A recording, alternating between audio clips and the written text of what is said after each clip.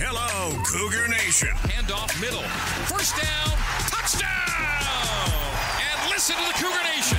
Every Monday night, we break down the Cougars' last game and look ahead to next week. Cougar Nation, brought to you by Blue Barn Wealth. Here's BYU insider Mitch Harper and Matt Baiamonte on Utah's legacy home of the Cougars, KSL News Radio. Welcome on in to Cougar Nation.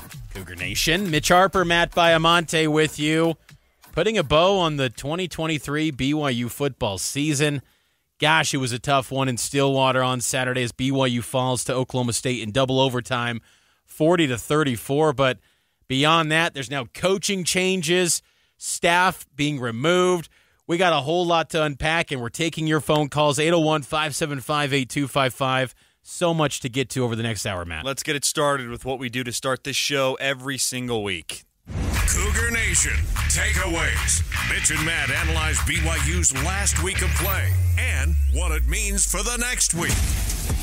There really is so much to unpack, Mitch. There's big picture stuff, but I want to start things by zeroing in on the loss to Oklahoma State. And I felt like my biggest takeaway from the game, this felt like a complete and total coaching loss by the way that they coached that second half. You go into the break up 24-6. All you got to do is really score one more touchdown. And I think where it began was after the fake punt. And it was a beautiful fake punt to Tyler Batty.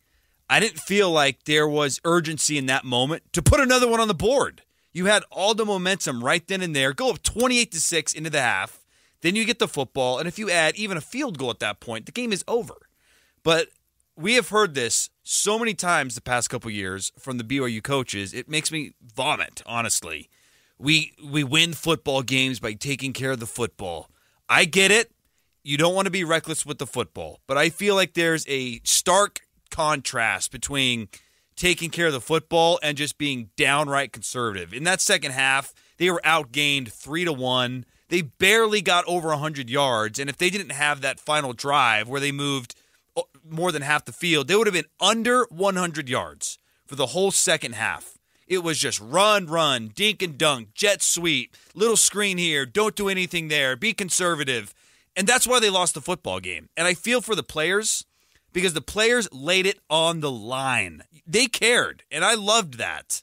And that's what makes this loss, to me, the most painful one of the season, is that the players laid it on the line and the coaching staff and the way that they coached that second half, they coached not to lose, and coaching not to lose, they lost. And it was frustrating to feel like if you would just be more aggressive, get one more touchdown, you win the football game. That's not what happened. First half, it felt like they were aggressive. Second half, well, I don't think they were. This was Kalani after the game. We did everything we can. We threw the playbook at them a little bit, tried to find a way to get more possessions and things like that. I don't know. They did the first half. The first half, they threw the playbook. Second half, not so much. I thought that BYU, like you said, I mean, they were too conservative, and it's like, go down swinging. Yep. You know, you knew instantly the way Oklahoma State came out in that second half, they were ready to attack. They were ready to make a move. It's like you were up 18 points, a 3-possession lead, and it felt instantly in that game. BYU gets a 3-and-out. Oklahoma State moves down the field. And even though they were still up by 11, it was like, uh-oh, this game is swinging in a hurry in favor of Oklahoma State, and BYU was just way too conservative. Another takeaway from me, Oklahoma State, it was an emotional setback, but to me, Matt, it's better at this point to get after it in the transfer portal. I know Kalani Sitake was saying he wanted to extend the season to hang out with the seniors and have bowl practices and whatnot, but to me, this was not a good football team. They finished 5-7. They close out a regular season with a 5-game losing streak. First time a BYU football team has done that since 1955. Come on now. It's been so long since that happened.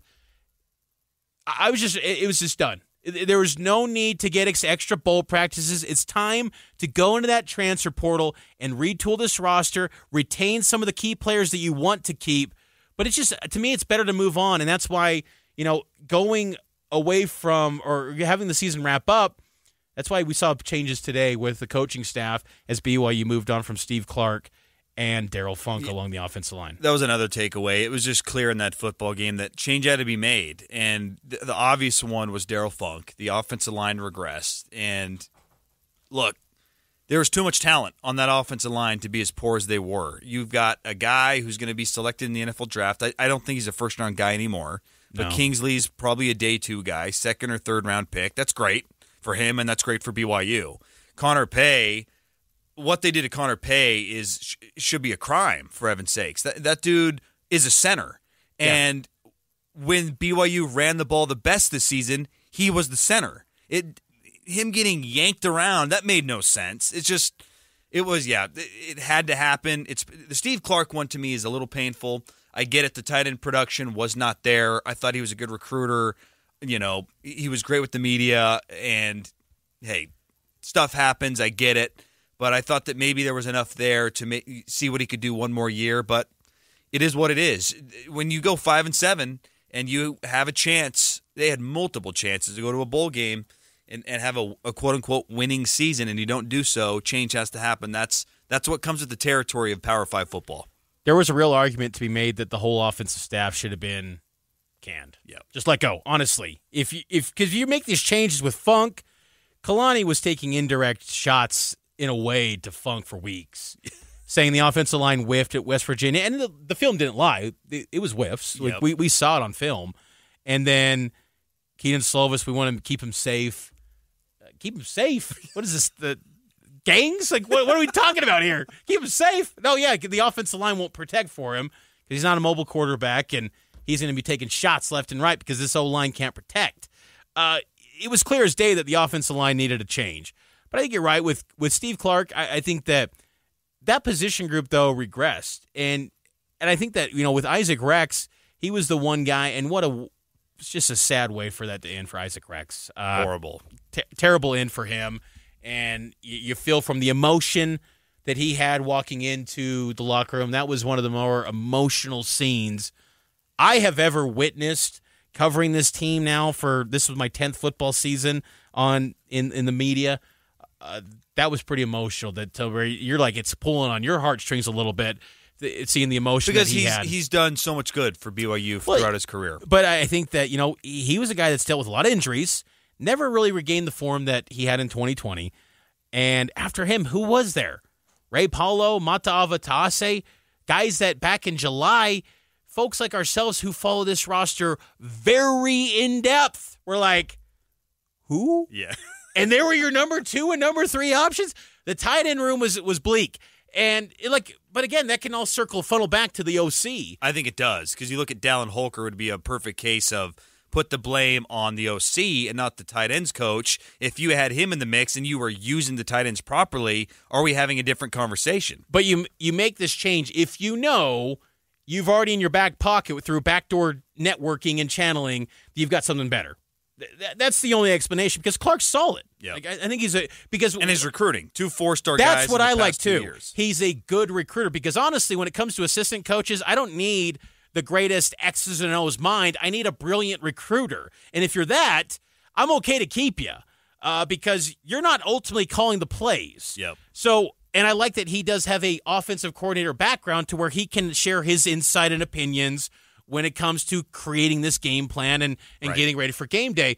But you make the change if you do know you've got a better upgrade, and that's going to be the case we'll see in the coming days where BYU goes in that direction. I think a lot of people have thrown out the name of Jeff Grimes because He's gone. Baylor has moved on from him, but he always works at BYU. It is a surefire thing. Jeff Grimes, coaching the O-line, coaching the tight ends, that works.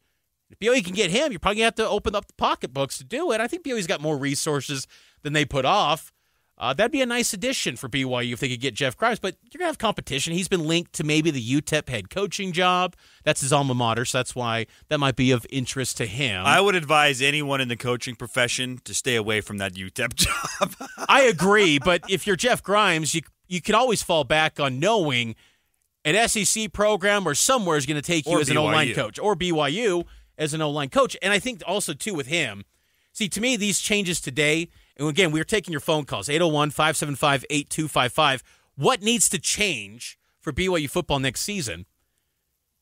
BYU everyone's on the hot seat now. To me, everything's got to ramp up, especially Kalani and A-Rod. It's all ratcheting up where next year you've got to get to a bowl game. Yep. You can't just settle for 4-8, 5-7, say it's okay. Nope. You got to get to a bowl game. So you got to go with a surefire hire that you know is going to work. And that's why I think a name like Jeff Grimes makes a lot of sense for BYU if you can get him and bring him on as a associate head coach or run game coordinator.